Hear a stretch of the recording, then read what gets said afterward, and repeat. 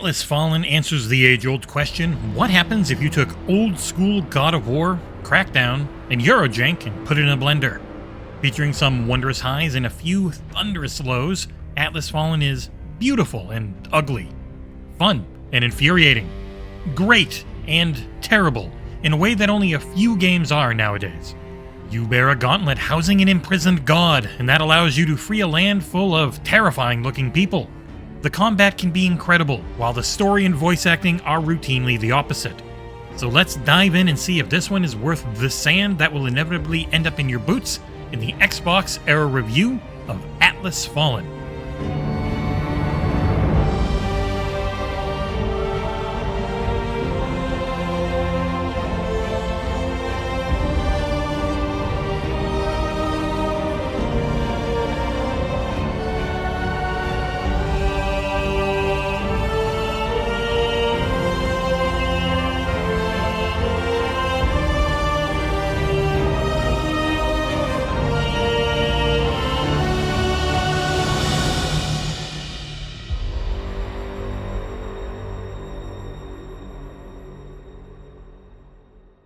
The first hour or so of Atlas Fallen is dreadful. You begin as a Nameless, a slave who spends their entire life gathering essence. This is the lifeblood of this magical land, and the evil queen needs that essence for the ritual to appease their god Thelos. After some poorly written and stiffly acted storytelling, you'll be sent out looking for someone for some reason. None of it really matters though, because you'll swiftly come across a magic gauntlet housing a god that quickly empowers you to fight this game's only enemies, Wraiths. Wraiths are beings of sand full of malice looking to beat up people for kicks. After dispatching a few weaker Wraiths, the shithead guards will cry at you about how you're a big dick for blaspheming their god by not just dying. You lose the gauntlet only to quickly get it back, run away, and then the real game begins. If you can stomach that terrible opening, then you're in for some true delights as the game opens up. It's hideously ugly early on, with seemingly little time put into the opening area's design. Once you hit the first of multiple hub areas, though, the game's artwork begins to shine. Though performance on Series X is kinda poor. It's a bit low resolution-wise and has terrible pop-in throughout, while trying to hit a 60 FPS target in performance mode. Quality mode looks better in most ways when you're not moving, but for me it falls apart quickly once you do. And this game is all about platforming and insane combat, so I stuck with the higher frame rate option throughout my entire playthrough. You'll quickly grow your legend as the Gauntlet Bearer, learning the history of the world and the Gauntlet itself. It is an instrument of immense power, allowing you to control the sand, shaping it into weapons like axes, fists, and chains. My playthrough was roughly 25 hours or so, because the game really wants you to do its dull side quests to level up enough so that you can beat it on normal difficulty. While the main quests do feature numerous bespoke areas and objectives, the side quests all kind of break down into the same type of fetch quest or killing enemies types. Most of these zones can be revisited once you leave them, so you'll want to clear up any exploration you can before moving ahead. And while the writing and voice acting are subpar, the ridiculous story and where it goes is kind of intriguing. It's not good, but it did hold my interest once things picked up a few hours in and really started getting silly. The conclusion's a little weak, but one thing that rarely felt that way was the combat. Atlas Fallen is a mix of melee, God of War, and no-shooting Crackdown. There were times where I wouldn't touch the ground for 5 minutes straight while fighting the same Wraith I had already defeated 50 times before. It does get a little repetitive, both gameplay and enemy variety-wise, but the foundation is solid enough that I didn't really care. X is your main attack, with Y being your secondary. Your main and secondary weapons can be chosen from a pretty small selection, and I ended up just using the first two I had unlocked for most of my playthrough. B is a roll, which offers up a decent amount of invincibility frames, and A is the always important jump. There is just as much platforming in the game as there is combat, and having the back paddles on an Elite Series 2 came in mighty handy despite this game not being a shooter. The camera can get stuck on the environment often, and being able to move it while still jumping and attacking was key to keeping the frustration down. The bumpers and triggers offer up spin and slam attacks, dashes, and an incredibly powerful parry. If you can't get the generous timing of parries down, then the game will become nigh impossible to beat. Parrying lesser foes instantly freezes them, and 3 parries in quick succession on elite enemies will freeze them temporarily as well. To aid you in your killer combo combat are Essence Runes. These are gained through defeating enemies, finishing quests, or buying them from vendors. I had dozens by the end of my playthrough, and they are the heart of customizing your build to match your preferred playstyle.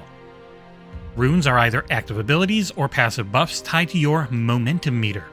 In combat, whenever you successfully attack, parry, or fulfill some other requirement, you'll build the momentum bar at the bottom left of the UI. You can have up to 9 Essence Stone slots filling 3 tiers: bronze, silver, and gold. If you are hit by magical blue enemy attacks, you will not only lose health, but momentum as well. The system is further balanced out by the Shatter ability. Once you have a third or more of your momentum bar filled, you can use both triggers to shatter an enemy, instantly freezing them and dealing massive damage to one specific part. This, however, will reset your momentum meter to 0 and should only be used once an enemy's health bar is glowing, indicating that the shatter will destroy that health segment. Lesser enemies only have 1 health bar and go down after a few hits. The elite foes, however, have multiple.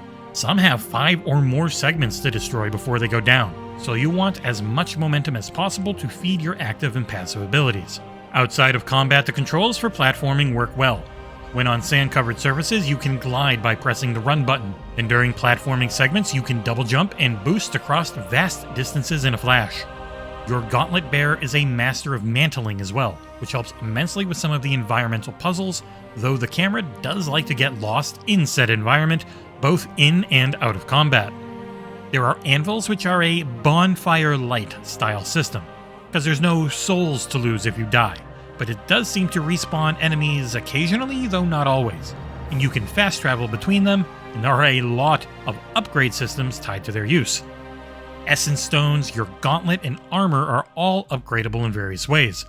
Armor upgrades are incredibly important as their levels are the only way to properly match the NPCs that you'll be fighting.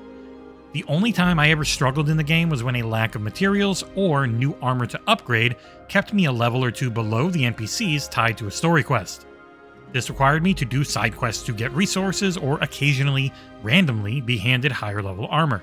It's an okay system, but that lack of clarity on where to get higher base level armor can be mighty frustrating. Much like the plot versus writing, the graphics are a mixed bag on Series X. Early on, the game is truly fugly, looking close to a late 360 game. Once you hit the open areas, especially the last few, the game's artwork shines through, and it has moments of incredible scale and beauty. I didn't notice many frame rate issues in either performance or quality mode, and that was without having a variable rate refresh capable display hooked up. Character faces are mostly terrible, and you have a severely limited character creator that I ended up just hitting randomize on a bunch of times before moving ahead. Some of the more fantastical creature and NPC designs suffer the same great and terrible issue. The race mostly look damn cool, but a few spoilerific characters, if I name them, look really damn goofy when you finally see them. There are multiple play areas after the Hideous First, and they're all great looking. Each features a few Watcher Towers which must be destroyed via taking out the Elite Wraith underneath them. Once you do, the maps are dust-free, and despite the mediocre resolution, there are plenty of gorgeous vistas. I had a lot of graphical bugs tied to the physics and ground systems. Odd behavior and falling halfway into things occurred multiple times, but thankfully it never broke completely, halting progress. I am curious how the game looks on PC at max settings, as the foundations of something good looking are there, but the series version just has too many sacrifices to keep performance solid. As noted before, the voice acting is a mix of stiff line reads and people putting on heavy accents to try and sound like a magical medieval character. The music, on the other hand, is pretty damned great, though sadly it doesn't play often enough. You'll get hits during certain cutscenes and pretty much constantly throughout combat encounters, but the game is too quiet during exploration. When it does hit though, it's a big sweeping orchestral mix that is a step above all the other audio in the title. Loading times also were surprisingly long on Series X, taking upwards of 15 to 20 seconds sometimes when entering a new area or respawning after death. I ran into no major bugs, mostly the visual ones, alongside one single crash to the dashboard. And the game isn't online at all as far as I can tell, so it worked perfectly with quick resume throughout. I did only receive one copy from the PR team at Focus Entertainment for this review, so I was unable to test the game's cooperative gameplay. Early on, it felt like things might have been a little more balanced for 2 players, but after some quick leveling up, it was never overly difficult again. Wrapping things up, Atlas Fallen is close, real close to being damn good. It is let down by a lack of variety in enemy encounters, poor side quests, and some dreadful writing. Still, the combat quickly becomes damned fun, and with the option of co-op, it's well worth checking out if you want some God of Crackdown style action platforming adventures.